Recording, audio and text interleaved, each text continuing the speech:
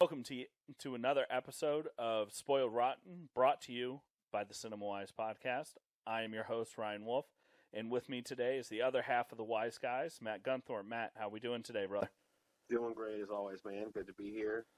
Good to sit down and talk with you. Through the internet. Yeah, through the internet, still trying to make it through this pandemic, so we've got some movies that we're able to watch and enjoy via home theater. Hopefully you guys are taking advantage of all that. The main movie that we're going to talk about today on Spoiled Rotten dropped on Disney Plus, and that is Onward. I'm actually really happy that this one came out on video because I don't think, based on the trailers and things, that I would have went to see this one in theaters. It didn't grab me like most of the Pixar ones do. This one kind of fell for me, kind of fell short, and was one that I wasn't super excited about. Yeah, I wasn't very. I feel exactly like you feel. If it came out in theaters, I probably wouldn't have gone and seen it. I mean, maybe if like all the positive reviews came in or something, I would have gone and seen it. But off the bat, just by seeing the trailers, I definitely was not interested in it at all. Yeah, when we were, I thought it was gonna be a flop. I thought it was gonna be a flop. I thought it was gonna come out and everyone's gonna be like, this is not a very good Disney Pixar movie. And so again, I think I mentioned, and I don't remember if it got into episode 1 or if it's in our episode that went into the air. I think there's some movies that are gonna benefit from actually going straight to home as opposed to being in a theater, and this might be one of them. Yeah, I agree. And when we were talking about possibly doing this movie for Spoiled Rotten and making sure that we got to see it because it was released early. I had heard good things about it. You had not heard great things, so I think that was also another thing that didn't help the perception. And like I said earlier, the trailers weren't that great for this one. It was really just like, okay. And there's also that, I think it's called Soul. I think that one is also Disney. That looked very familiar, as the main character was like a bluish color. So, and they dropped the trailers right around the same time, so they kind of like melded together. Gotcha. But I was very surprised with how good this film was. I mean, I'll be real. It took me 2 sittings to get through. Actually, I started watching it last night, and I actually fell asleep. And it wasn't that it wasn't interesting or that it wasn't entertaining. It was just late at night. And truth be told, it was I had a couple drinks and I was watching this movie. I fell asleep, and I woke up today and was like, I really want to finish watching that movie. So I finished watching it today. I liked it. I was pleasantly surprised. And I wonder if I liked it that much because I went in thinking it wasn't going to be great. So I'm definitely going to rewatch it, and there are definitely some things I liked and some things I was not huge on. But for the most part, I thought it was good. Okay. Well, since this is Spoiled Rotten, just letting everybody know, if you haven't seen this movie, this is not the video to watch, because we're about to dive in and talk about what we didn't like, what we did like, full spoilers. So if you have not seen the movie, please turn the video off. Hopefully, I don't think we've said any. We've mostly talked about trailers for the beginning, so we haven't spoiled anything yet. So you can take this as your warning to cut the video off here, because we're about to get into it.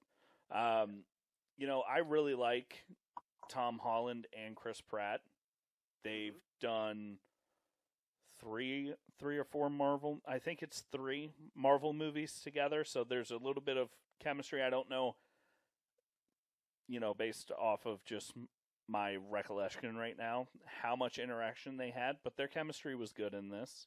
As voice acting goes, it was good. Not a huge cast as I'm looking on IMDb here, but with them two really being the focus, you really didn't need much. And it's the one thing about Pixar is that they always pull at the heartstrings, and they're very good at making tougher subjects easier to digest for kids and for adults, man. I teared up a little bit towards the end of this movie. It was, dude, I did too. I was going to wait till later in the video till I thought we were going to work through the movie to get to that part, but that part was definitely, I was like, heart. It was heartbreaking, but it was also like heartwarming. It was good. Like, it was definitely emotional. It was emotional. Well, even with the. Go ahead. No, I didn't want to cut you off, but I like that you said you want to work through the movie. I mean, the beginning of the movie is pretty straightforward. I like how they kind of show you bits and pieces of these two characters' life. And then they kind of build on there. They really don't show you much of the relationship between the two brothers, which leads into the twist of the story on purpose. Right, so I thought they did really, really well with that. And, with the fantasy aspect of this film, I really enjoyed it because he's playing the cards and things like that, and you can go, it's a mix between magic and Dungeons and Dragons or whatever, and, it was funny. It set up things perfect to make it an actual. It made the world feel real. Yeah. I mean, again, it was. I did enjoy that from the beginning. You got some about the characters, but not as much about the relationship between the characters, which was something that developed and you realized was kind of the whole point of the movie. So, yeah, well done. Some of the characters I thought were, I kind of would like to have seen more. The Manticore character, I thought it was really interesting, and I feel like she could have been used in more of the movie. I thought the mom, honestly, Julia Louis-Dreyfus, I think she could have been in more of the movie too, and I would have been okay with both of those. Yeah. I'm wondering if there is a cut or something where they had a bigger part in the storyline. Yeah, because they kind of set it up like they were going to, and then it just seems like. Right, like almost like they're going to have a co-adventure, like we're going to have our own adventurous trip trying to catch up with these guys. Yeah, and then they didn't spend the time on that, and with that being said, I felt that at certain points, the Manticore and the mother's story would have been more interesting to watch them try and catch up to the two brothers. Right.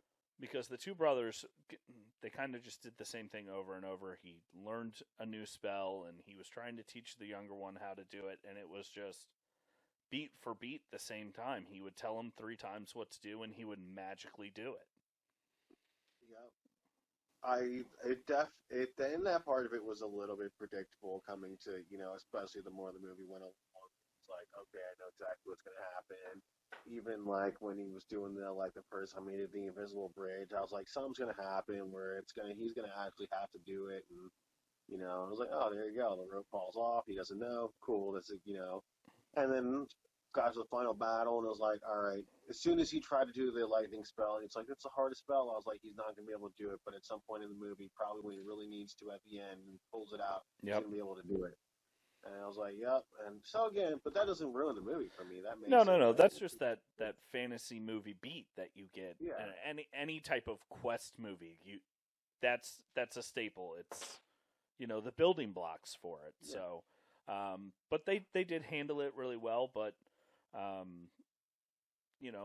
it's not a perfect movie by far. It's definitely probably wouldn't break my top 10 of Pixar movies. Probably not, but it wasn't bad.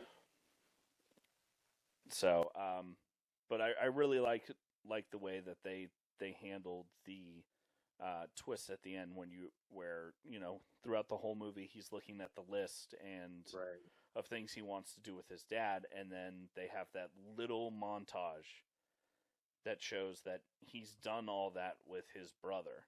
His brother was kind of more of his father figure, and then the whole movie, Ian Lightfoot just wants to see his dad, spend some time with his dad, but then he takes that moment at the end battle and says, I had someone to do all the things that I wanted to do.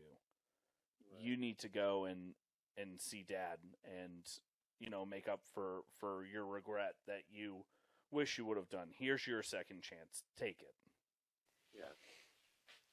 Yeah, that was rough though. It was.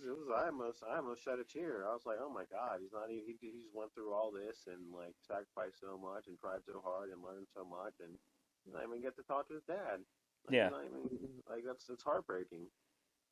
Yeah, it's definitely the best part of the movie.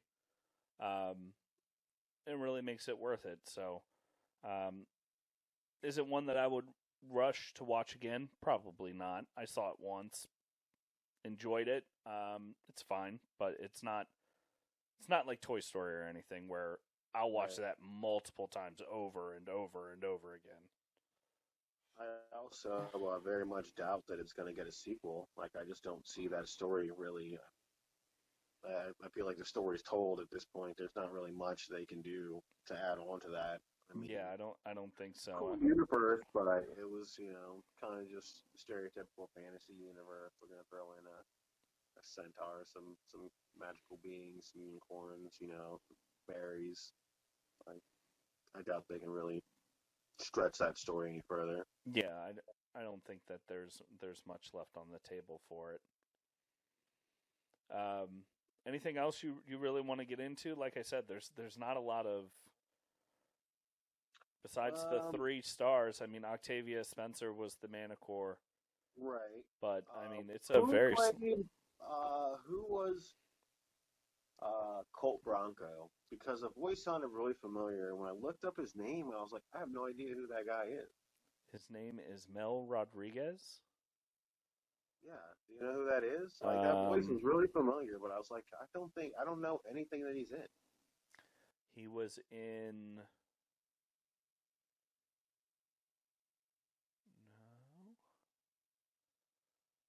No. Last Man on Earth. Nope. Which is TV. Right. He was in Overboard. He was in Captain Underpants. I didn't see any of that. He's in a lot of, it looks like a lot of TV.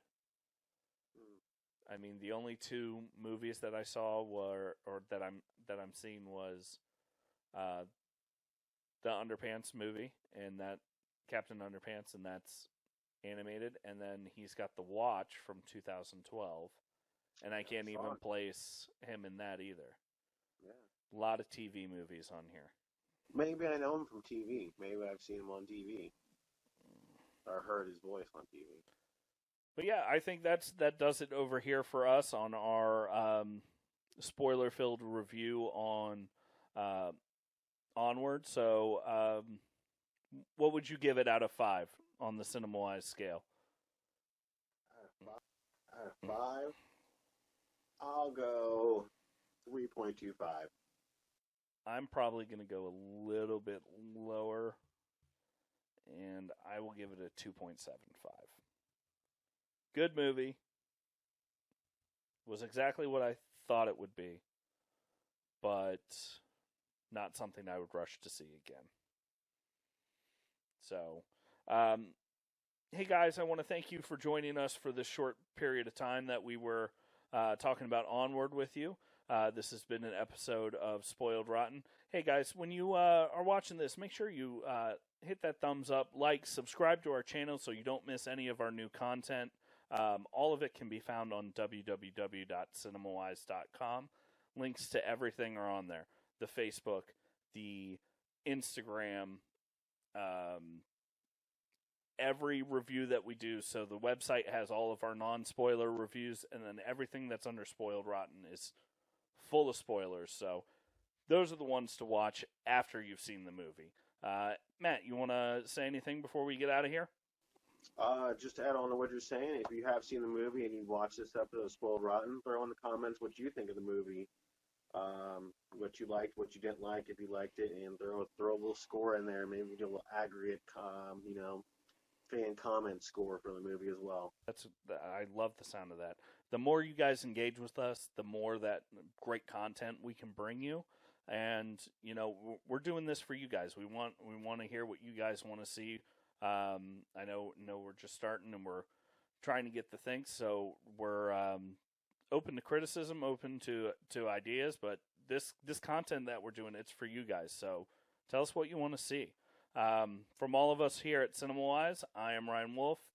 That's Matthew Gunthorpe, and we will see you on another episode of Spoiled Rotten.